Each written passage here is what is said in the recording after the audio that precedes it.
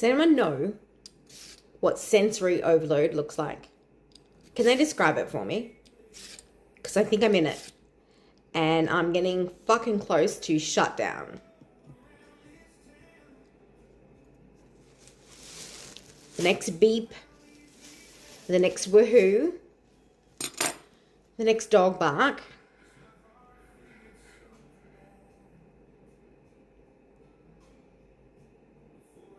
I want to squash something.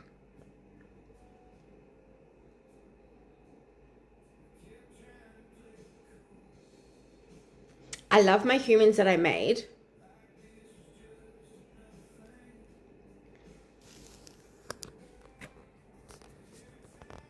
The baby wanting all of the noise, all of the Peppa Pig and etc. I was going a little bit crazy and not in a good way.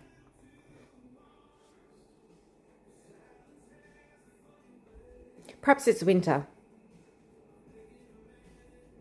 I'm missing sunshine.